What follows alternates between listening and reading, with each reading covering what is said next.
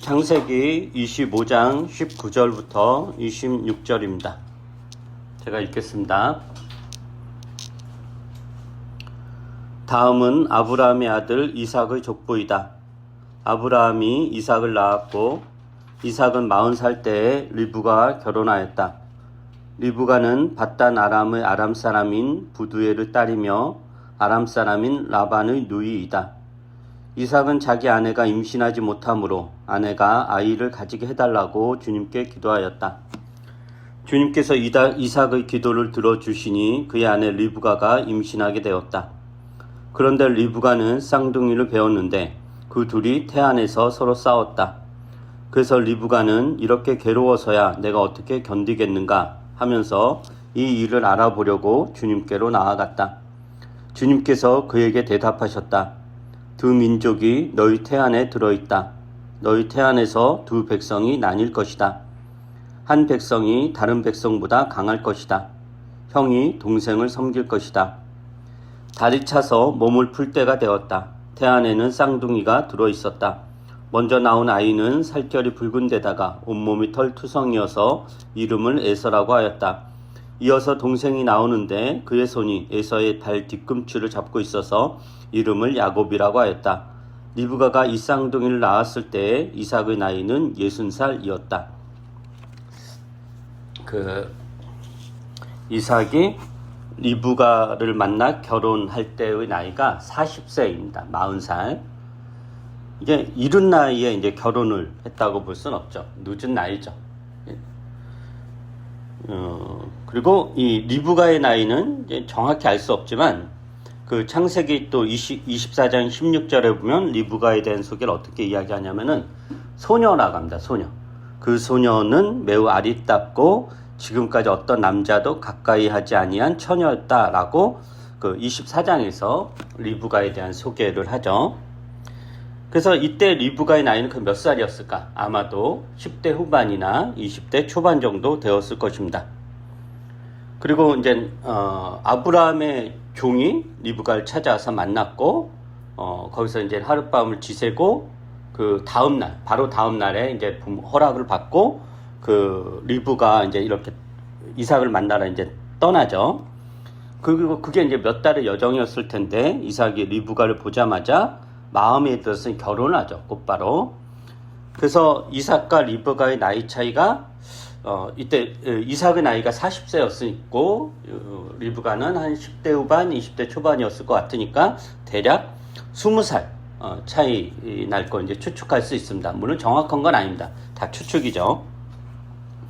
근데 이제 우리가 생각을 해봐야 될 건 뭐냐면은 이삭이 이제 40세 결혼을 했단 말이에요. 늦은 나이에요. 옛날에 다 일찍 했는데. 그리고 이제 자녀를 많이 보는 게 하나님의 축복, 신의 축복이기도 했기 때문에 가급적 젊은 나이에 결혼을 해야 더 자손을 볼 확률이 더 높잖아요. 그러니까 이게 늦은 거죠. 그럼 이제 늦은 이유가 뭐였을까라는 거예요. 근데 사실은 상식적으로 생각하면 이삭이 결혼을 어머니 사라가 살아있을 때 결혼하는 것이 맞습니다. 그죠? 그리고 방금 이야기했듯이 20대나 30대 결혼해서 후손을 많이 보는 것이 후손의 번성에 대한 하나님의 약속과도 부합을 하죠. 그리고 또 결혼이 원만히 잘 치루어지기 위해서는 물론 당연히 아버지 살아있어야 되지만 어머니도 살아있어야 결혼 준비라든가 여러 가지 것들 이렇게 할 수 있죠. 그리고 이제 우리가 상식적으로 생각하면 사라가 살아있을 때 하나밖에 없는 외아들 이삭의 결혼에 대해서 관심이 없었겠는가? 그렇지 않았겠죠. 그러니까 외아들 이삭이 어서 결혼을 해서 자녀를 보는 것이 아브라함과 사라에게 말로 닿을 수 없는 기쁨이었을 거고 마지막 소망이었을 것입니다.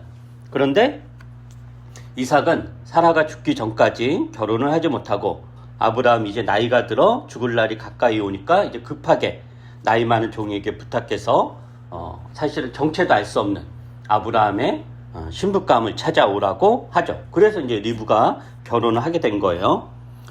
그래서 이런 정황을 보면은 이삭이 40세에 결혼을 한 게 본인이 나는 이제 40살에 결혼하겠다. 나는 이때 결혼을 하겠다 해서 계획해서 결혼한 것이 아니라 그동안 결혼을 위해 숱하게 노력을 했던 것이 잘 되지 않았다라고 우리가 추측할 수도 있습니다. 왜냐하면 아브라함과 사라는 당연히 이삭의 결혼을 위해서 이리저리 애를 썼을 거예요.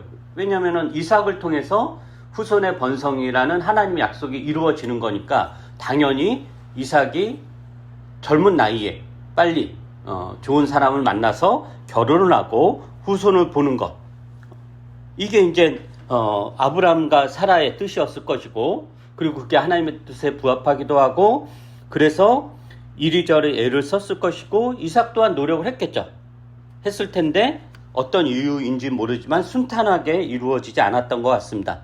뭐 마땅한 신부감이 없어서일 수도 있고, 또 있었는데 마음에 안 들었을 수도 있고, 또 이삭이 매우 소극적이거나 마땅치 않아 했을 수도 있습니다. 그리고 이제 신부감은 아무 데서나 찾는 게 아니라 친족 가운데서 찾아야 됐으니까 그 친족 가운데서 마땅한 신부감을 찾기가 어려웠을 수도 있습니다.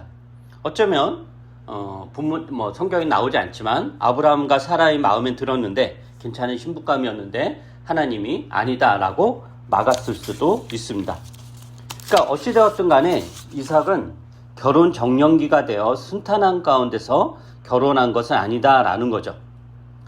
그 신부감이 누구인지도 모르는 상태에서 머나먼 지역으로 가서 신부감을 찾아와야 되는 상황 자체나 나이 40이 되어 결혼했다라는 것은 그래서 이삭의 결혼이 쉽게 된 것이 아니다라는 것을 보여줍니다. 굉장히 어렵게 하나님의 약속이 이삭을 통해 후손이 번성되는 건데, 그러려면 그게 이제 첫 관문이 결혼이잖아요. 근데 그 결혼이 쉽게 이루어지지 않고 굉장히 어렵게 결혼이 이루어집니다. 그러면 이제 그렇게 어렵게 이제 결혼을 했어요. 그럼 결혼했으면은 이제는 된 거잖아요. 어렵게 이제 딱 들어갔으니. 그럼 그 다음부터 좀 순탄해야 될 텐데, 그 다음에 어떻게 돼요? 평탄한 길을 걷느냐? 그렇지 않죠. 리브가가 임신을 언제 하죠? 이삭의 나이 몇 살이에요? 60살. 오늘 이거 본 마지막에 보면은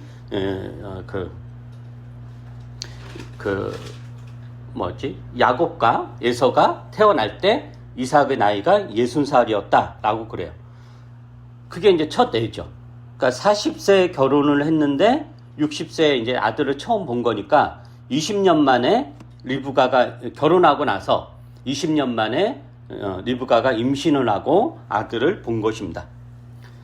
여러분도 알다시피 당시 사회에서, 고대 근동 사회에서 결혼한 여자가 임신을 하여 아이를 출산하는 것은 엄청나게 중요한 일입니다. 이건 사실은 고대 근동 사회가 아니라 옛날에는 다 그랬죠.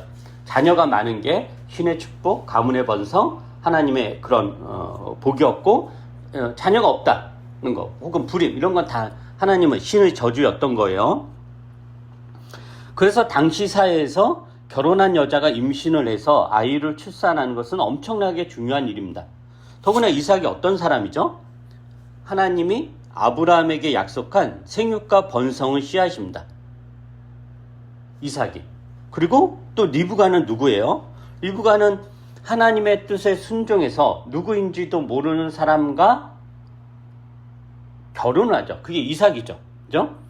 그래서 하나님은 이삭을 위해서 리브가를 준비했고, 리브가를 위해서 이삭을 준비했다라고 볼 수 있습니다. 그러니까 이삭과 리브가의 결혼은 자의적으로 이루어진 것이 아니라 하나님의 뜻 안에서 하나님의 인도로 이루어졌어. 그렇다면은 이삭과 리브가의 삶이 평탄해야 되잖아요. 아브라함에게 하셨던 약속이 이삭을 통해서 이루어질 텐데, 그 열매가, 그 꽃이 이삭을 통해서 이제 펼쳐져야 되는데, 그럼 당연히 기대가 되는 건 뭐냐면은 이삭과 리브가 사이에 많은 자녀가 태어나는 것입니다. 결혼하자마자 임신을 하고 1, 2년에 2, 3년 만에 계속 아이를 낳는 게, 이게 이제 그 전형적인 어떤 축복의 모습인 거예요. 번성을 이루어야 돼요. 근데 몇 년을 임신하지 못하냐면 20년입니다. 1, 2년이 아니라 4, 5년이 아니라 20년 동안 임신을 하지 못해요. 그러니까 여러 명의 자녀는커녕 한 명의 자녀도 없습니다. 방금 이야기했듯이 이삭과 리브가는 굉장한 어떤 큰 기대, 하나님의 약속이 드디어 우리를 통해서 이루어지는가라는 기대를 가지고 결혼하며 생활을 했을 텐데, 1년이 가고 2년이 가고 3년이 가고 5년이 가도 아이는 태어나지 않습니다. 임신하지 못한단 말이에요. 그럼 그게 이제 뭐 10년도 아니고 20년 동안, 그러니까 20년 동안 이삭과 리브가가 얼마나 노심초사했을까, 얼마나 마음이 괴로웠을까, 이루 말로 다 할 수 없었을 것입니다. 우리가 보통은 그 아브라함과 이삭과 야곱, 이게 이제 3대 족장이잖아요. 아브라함의 아들 이삭이고 이삭의 아들 야곱인데, 이삭의 생애는 굉장히 짧게 기록되어 있어요.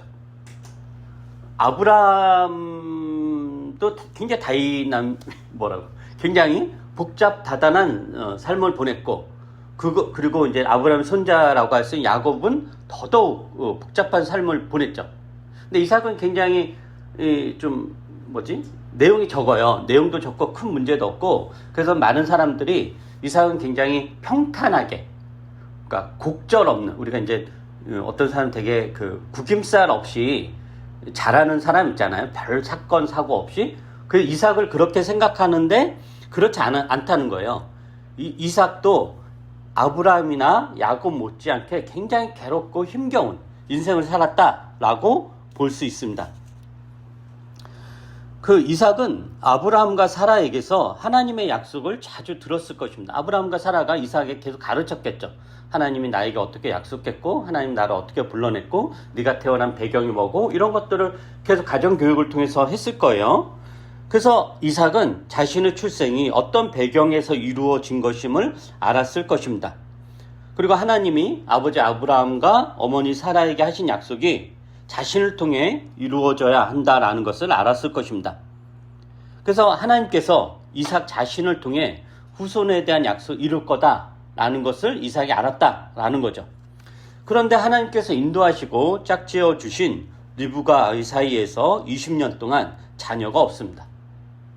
편안한 삶이 아니었겠죠. 물론 먹고 사는 어려움은 없죠. 부유했고 재산도 많았으니까 먹고 사는 문제는 어려움이 없었지만, 인생에 있어서 가장 중요한 문제, 자신이 사는 이유, 그 문제가 해결되지 않은 상태로 20년을 보낸 것이니 쉬운 인생은 아니었을 것입니다. 이삭이나 리브가 둘 다. 그런데 결혼한 지 드디어 이제 20년 만에 리브가가 임신을 하죠. 그죠? 근데 임신 과정은 어떠냐? 이것도 쉽지가 않죠. 입덧이라든가 이런 것으로 인해 임신 기간이 물론 쉬운 건 아니죠. 근데 리브가는 이제 그러한 괴로움과는 차원이 다른 괴로움을 겪어요. 당시에는 뭐 의료기술 이런 게 없었으니까 뭐 임신을 해도 이게 쌍둥이인지 이런 거 잘 모르죠. 근데 이제 임신했는데 그 어미의 뱃속에서 이 쌍둥이가 난리를 치는 거예요. 리브가의 몸이 얼마나 괴로웠겠어요. 하나님에게 나아가 기도를 할 정도로 굉장히 괴롭습니다. 그러니까 이게 내내 이제 고통스럽다라는 거예요. 그러니까 뭐 하나 쉽게 넘어가는 일이 없죠. 20년 동안 임신을 못해서 괴롭고, 막상 임신을 하니 태아 둘이서. 근데 리브가는 모르죠. 그게 뭔지. 그러니까 싸우느라 산모의 몸이 만신창이가 되고, 그러니까 리브가 입장에서는 얘가 제대로 태어날 수가 있겠는가? 이러다 내가 아이가 태어나기도 전에 내가 죽는 거 아닌가? 이런 고통, 이런 어려움이 이렇게 있는 거죠. 그러니까 굉장히 어려운 거죠. 근데 더 문제는 뭐냐면은, 그러한 괴로움이라든가 힘겨움이라든가 이 고통이 하나님을 떠나서 벌어진 일인가? 차라리 하나님을 떠나서 벌어졌으면 이해가 되죠. 그리고 해결책도 쉽죠. 하나님께 돌아오면 되니까. 근데 이삭과 리브가가 겪는 괴로움은 하나님을 떠나서 벌어진 일이 아니라 하나님 품 안에서 살 때 벌어진 일들이다라는 거예요. 하나님 품 안에서 산다고 해서 평탄한 인생이 보장되지 않습니다. 오히려 하나님 뜻 안에서 하나님이 우리를 보호하시고 인도하시며 우리를 품에 안으시는데, 그 뜻은 우리를 당신의 뜻대로 살아갈 수 있도록 하신다는 것이지, 우리 인생을 편안하게 만들어 주겠다라는 뜻은 아닙니다. 그게 이삭과 리브가의 삶을 통해서 우리가 알 수 있는 하나님이 그 백성을 이끌어 가시는 방식입니다. 하나님은 우리와 함께 하시겠다, 내가 늘 너를 떠나지 않겠다 라고 약속을 하셨지, 우리에게 편안한 삶을 주겠다라고 약속한 적은 단 한 번도 없습니다. 하나님은 우리와 함께하며 우리 인생을 책임지며 우리를 돌보시고 우리를 지켜주시겠다라고 약속하셨지, 우리 인생이 늘 승승장구하고 아무 근심 없는 행복한 삶이 될 것이라고 약속하지 않았습니다. 즉 하나님은 우리에게 소위 행복한 삶을 약속하지 않았다라는 것입니다. 이걸 아는 게, 이걸 받아들이는 게 매우 매우 중요합니다. 많은 사람들이 행복을 꿈꾸죠. 행복한 삶을. 그래서 온갖 그런 영적 지도자라든가 혹은 그런 심리 전문가라든가 이런 사람들, 또 자기개발 전문가들, 이런 사람들이 계속 이야기를 하죠. 이렇게 하면 행복한 삶을 살 수 있다. 이러하면 즐거운 삶을 살 수 있다. 지금 네가 괴로운 것은 이러하기 때문이다. 그러면서 계속 행복한 삶을 약속하는데 그게 다 거짓인 거예요. 사실 그런 거에 속지 말아야 됩니다. 우리가 행복한 삶에 기대를 하는 순간 불행에 빠지기 시작합니다. 하나님은 단 한 번도 우리에게 행복한 삶을 약속하지 않았다는 것입니다. 하나님도 약속하지 않은 행복한 삶을 그 누가 약속하면서 주겠다라고 합니까? 그거야말로 사기인 겁니다. 전도서 기자는 인생을 이렇게 이야기하죠. 전도서 3장을 한번 볼까요? 전도서 3장 1절에서 11절입니다. 전도서 3장 1절에서 11절입니다. 제가 읽어보겠습니다. 모든 일에는 다 때가 있다. 세상에서 일어나는 일마다 알맞은 때가 있다. 태어날 때가 있고 죽을 때가 있다. 심을 때가 있고 뽑을 때가 있다. 죽일 때가 있고 살릴 때가 있다. 허물 때가 있고 세울 때가 있다. 울 때가 있고 웃을 때가 있다. 통곡할 때가 있고 기뻐 춤출 때가 있다. 돈을 흩어버릴 때가 있고 모아들일 때가 있다. 껴안을 때가 있고 껴안는 것을 삼갈 때가 있다. 찾아 나설 때가 있고 포기할 때가 있다. 간직할 때가 있고 버릴 때가 있다. 찢을 때가 있고 꿰맬 때가 있다. 말하지 않을 때가 있고 말할 때가 있다. 사랑할 때가 있고 미워할 때가 있다. 전쟁을 치를 때가 있고 평안을 누릴 때가 있다. 사람이 애쓴다고 해서 이런 일에 무엇을 더 보탤 수 있겠는가? 이제 보니 이 모든 것은 하나님이 사람에게 수고하라고 지으신 짐이다. 하나님은 모든 것이 제때에 알맞게 일어나도록 만드셨다. 더욱이 하나님은 사람들에게 과거와 미래를 생각하는 감각을 주셨다. 그러나 사람은 하나님이 하신 일을 처음부터 끝까지 다 깨닫지는 못하게 하셨다. 그러니까 모든 일에는 다 때가 있다고 하죠. 기쁠 때도 있고 슬플 때도 있고 죽일 때도 있고 살릴 때도 있고 찾아 나설 때도 있고 포기할 때도 있고 껴안을 때도 있고 껴안는 것을 삼갈 때도 있다라는 거예요. 근데 우리의 욕구는 뭐죠? 우리가 원하는 것은, 이거는 인정하죠. 그래, 살 때도 있고 죽을 때도 있어. 행복할 때도 있고 불행할 때도 있어. 근데 우리의 욕구는 뭐냐면은 이 때를 내가 조절하고 싶은 거죠. 내가 이 때를 조절한다면 얼마나 행복하겠어요? 내가 기쁠 때와 슬플 때를 내가 시기를 조절하고, 내 인생에서 어느 때는 슬픈 일이 일어나고 어느 때는 기쁜 일이 일어나고, 이거를 내가 조절한다면은 그거야말로 정말 어떻게 보면 그게 진짜 행복한, 우리가 원하는 삶일 수 있겠죠. 그러니까 즉 이 때를 우리의 상황에 맞게 배치할 수 있다면 얼마나 좋겠어요. 근데 문제는 9절에 보면은 뭐라고 하죠?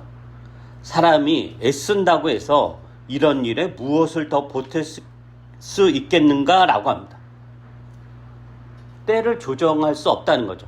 그냥 우리는 일어나는 것을 맞아들일 뿐이지 그 시기 그 때를 내가 할 수 있는 것은 아무것도 없다라는 거예요. 더구나 이 모든 것은 뭐라고 하냐면은 전도서 기자는 하나님이 사람에게 수고하라고 지으신 짐이라고 합니다. 짐이에요. 그러니까 인생이 뭐냐? 하나님이 지어주신 짐을 지고 살아가는 것이 인생인 거예요. 그러니 이제 괴롭죠. 행복할 수가 없죠. 이것을 신약 성경에서는 이렇게 확대해서 이야기합니다. 로마서 8장을 볼까요? 로마서 8장입니다.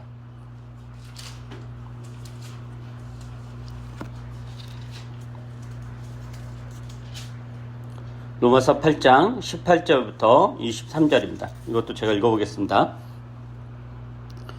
현재 우리가 겪는 고난은 장차 우리에게 나타날 영광에 견주면 아무것도 아니라고 나는 생각합니다.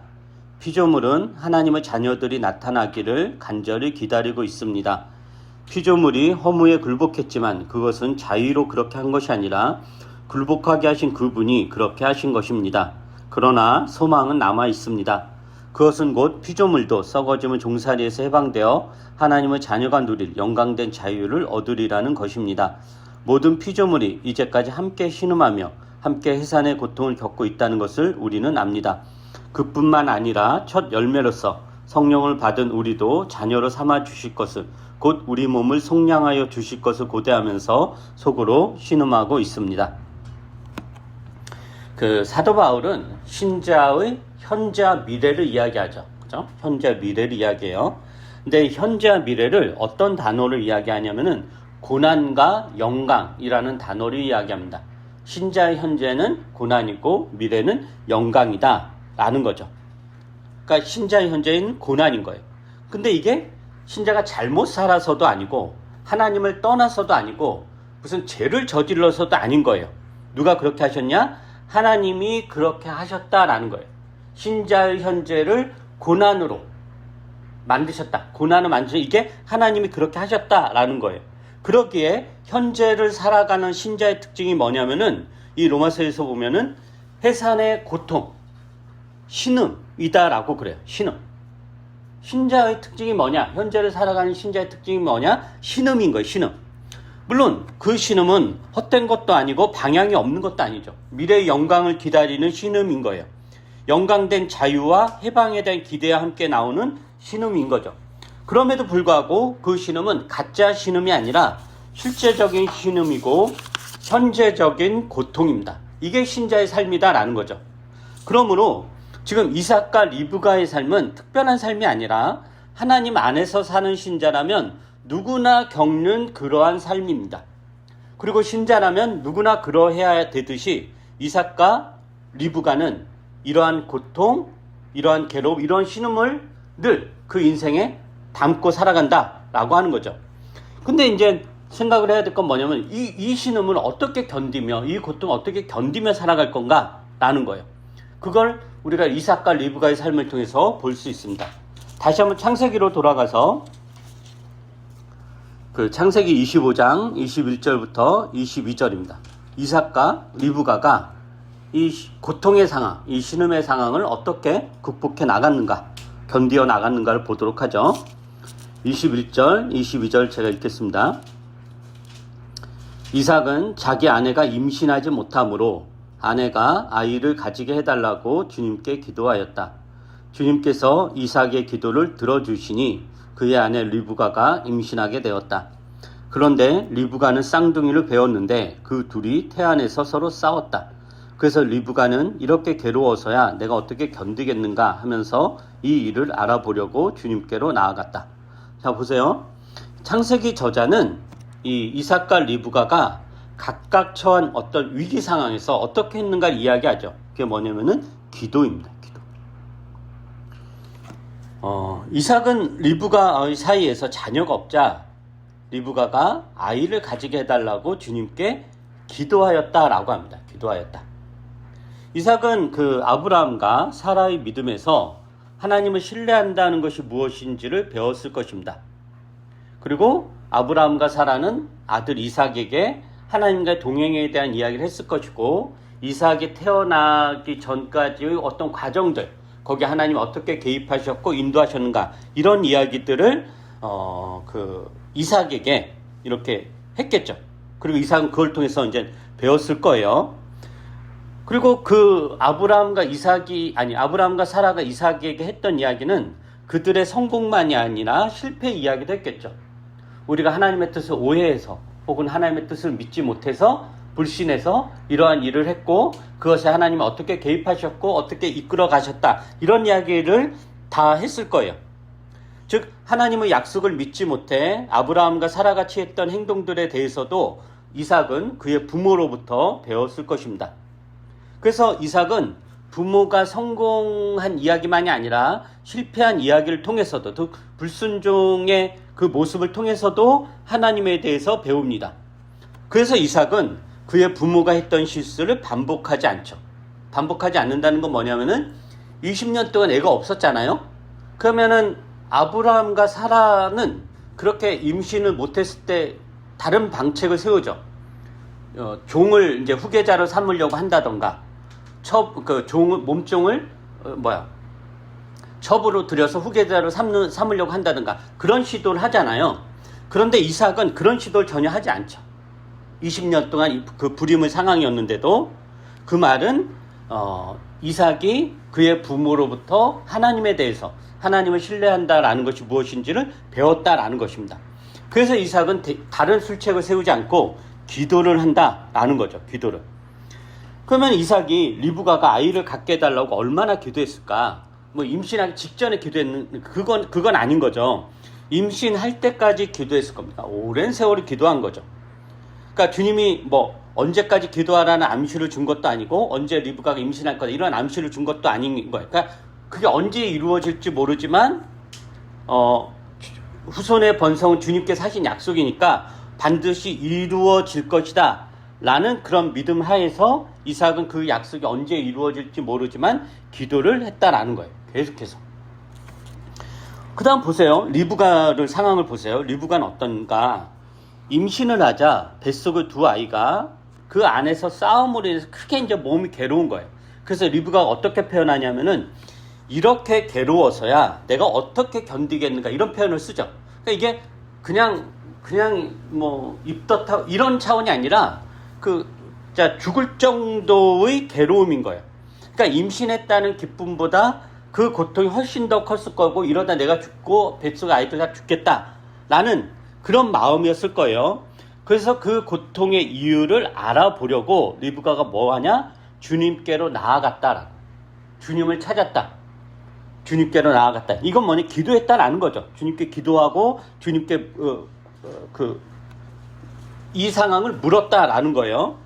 그런데 이제 하나님이 리브가에게 그 이유를 설명해 주죠. 지금 네 뱃속에서 벌어진 일이 어떤 일인가 라는 것을 이야기를 해주는 거예요. 그러니까 리브가가 자신이 당하는 고통의 이유를 알게 되죠. 고통의 이유를 알게 돼요. 그러면 이제 생각을 해보세요. 그렇게 해서 어떻게 되었냐. 그러니까 내가 지금 죽을 지경이다. 그럼 하나님께서 지금 네 뱃속에 쌍둥이가 있고 그래서 그 쌍둥이가 둘이 뭐 형이 동생을 섬길 것이고 그래서 그렇게 해서 이 뱃속에서 지금 전쟁이 일어나는 거다라는 이유를 리브가가 듣잖아요. 그죠? 그렇게 듣고 나서 그 전쟁이 그쳤나요? 안 그친단 말이에요. 그 말을 듣자마자 이제 뱃속의 아이들이 잠잠해지지 않았단 말이에요. 왜냐면은 그 증거가 뭐냐면은 출생할 때 야곱이 에서의 뒷발꿈 잡고 나왔다는 거잖아요. 그러니까 뱃속에서 물론 나오고 나서 싸웠지만 나올 때도 계속 싸웠다는 거예요. 그러니까 리브가는 이유는 안 거죠. 그렇죠? 고통은 사라지지 않았죠. 고통은. 그죠? 그러니까 우리가 생각하기를 리브가가 왜 저는 이렇게 고통스럽나요? 왜 뱃속이 왜 이렇게 힘드냐 했는데 하나님 이러이러하다. 이야기 응답을 들었어요. 그럼 우리가 생각하는 건 이제 애들이 이제 순둥순둥해져 있고 아무 일 없듯이 이렇게 될 거라고 예상하지만 실제로는 고통은 여전했다라는 거예요. 단지 이유를 알게 된 거죠. 그래서 그러나 리브가는 그 이유를 알게 되므로 그 임신의 고통을 견디며 즉 신음 가운데서 살아갔을 것입니다. 내내 괴롭죠. 그게 어떻게 안 괴롭겠어요? 그러나 이 리브가의 신음은 기도와 더불어 하나님과 함께하는 동행 가운데서 나오는 신음입니다. 하나님 안에서의 신음인 거죠. 주님은 우리 인생을 쉽게 이끌어가지 않습니다. 왜 그러는지는 잘 모르겠습니다. 그럼 우리가 알 수 있는 것은 하나님이 우리를 사랑하기 때문이다라는 것입니다. 우리를 성숙한 사람으로 만들어 가기 위한 과정이다라는 것만 우리는 알죠. 예를 들면 운동 감독이나 코치가 선수의 실력을 키우기 위해서 어떻게 하죠? 훈련을 힘겹도록 하죠. 그러니까 쉽게 하는 훈련이라는 건 있을 수 없어요. 말이 안 되는 거예요. 그러니까 하나님이 우리를 편안하게 내버려 두지 않으신다는 건 왜요? 사랑하기 때문에. 여러분 자식을 괴롭히는 이유가 뭐예요? 사랑하니까 괴롭히죠. 안 사랑하면 나가 뭘 저기 하겠어요. 그러니까 사랑하니까 왜 공부 안 하냐, 왜 너는 매일 핸드폰만, 이렇게 괴로운 거죠. 편안하게 내버려둘 때 아니에요. 사랑하기 때문에 꽃길을 걷게 하거나 만사형통하게 하지 않습니다. 어렵게 가게 합니다. 그렇다면 우리가 어떻게 살아야 되는가? 이러한 하나님이 우리를 다스리는 방식에 대해서 견디며 살 수밖에 없죠. 그래서 신자의 삶은 신음하는 삶입니다. 신음하는. 왜 신음을 하느냐? 견디니까 신음을 하는 거죠. 우리가 근육을 늘리기 위해서 바벨은 무거운 걸 들잖아요. 그죠? 그 무게를 견딜 때 우리가 뭐 하죠? 신음.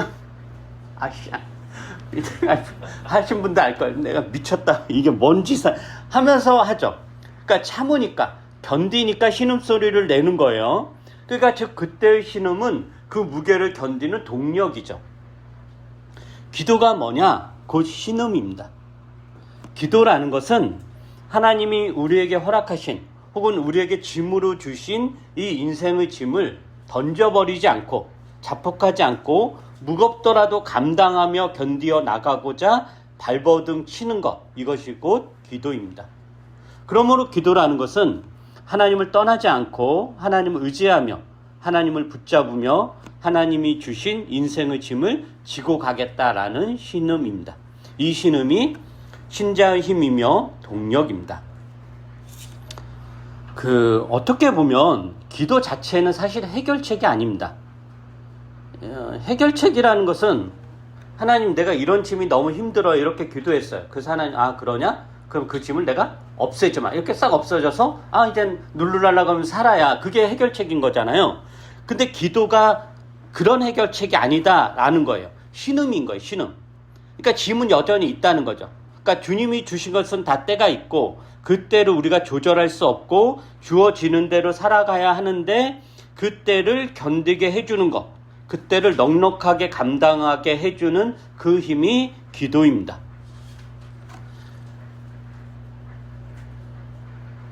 지금 삶이 힘들다면, 지금 어렵다면 답은 견디어 나가는 수밖에 없습니다. 그 삶을 주님께 내어놓고 기도하십시오. 기도라는 신음을 내십시오. 그것을 혼자 감당하려고 끙끙 앓지 말고 이삭처럼, 리브가처럼 하나님에게 나아가서 신음을 내며 토로하십시오. 그것으로 우리는 이 고통을 견디어 나갈 수 있습니다. 로마서 8장 아까 읽었던 부분의 뒷부분 읽고 오늘 설교를 마무리하도록 하겠습니다. 로마서 8장 24절부터 28절입니다.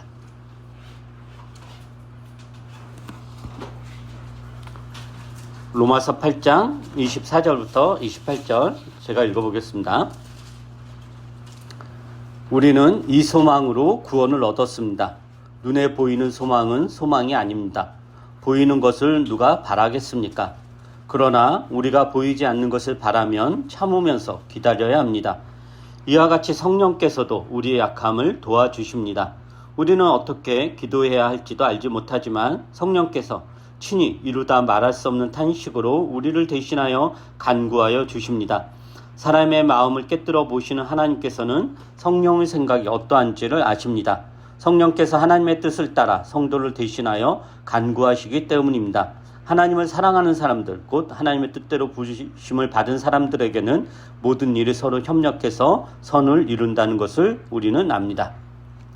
우리는 어떻게 기도해야 할지도 알지 못하지만 성령께서 우리 안에서 이루다 말할 수 없는 탄식으로 우리를 대신하여 간구하여 주십니다. 우리가 어떻게 기도해야 할지 알지 못해서 신음소리밖에 내지 못한다고 하더라도 성령께서 하나님의 뜻을 따라 우리를 대신하여 간구하여 주신다라는 것입니다. 그러므로 주님을 떠나지 마십시오. 주님 앞에서 신음이라도 내십시오. 그것으로도 여러분은 충분합니다. 기도하겠습니다.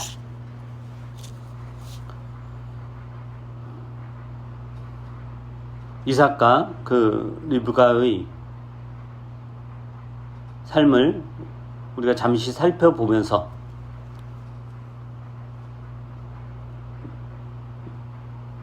우리 인생이 어떠한 인생이고 하나님이 어떻게 우리의 삶을 끌고 가신다라는 것을 우리가 다시 한번 확인합니다.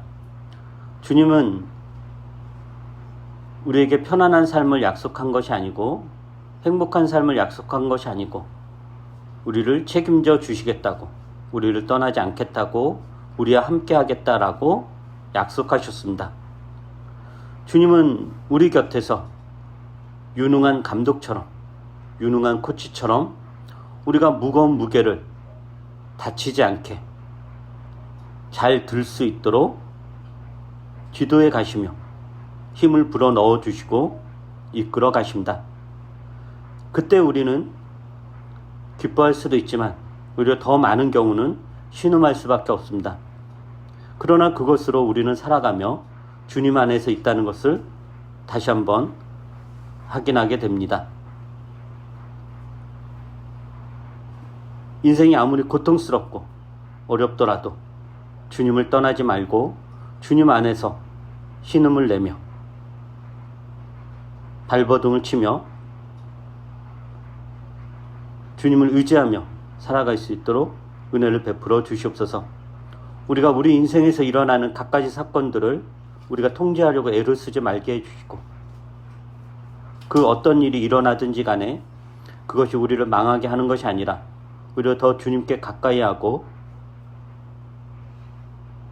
더 주님 안에 머물 수 있다는 것을 늘 확신하면서 담대하게 살아갈 수 있도록 은혜를 베풀어 주시옵소서. 그 수많은 사건과 수많은 일들이 우리를 더 강건한 사람으로, 더 성숙한 사람으로, 더 인생의 깊이와 넓이와 높이를 더 많이 아는 사람으로 만들어갈 수 있도록 은혜를 베풀어 주시옵소서. 감사드리며 예수님 이름으로 기도합니다. 아멘.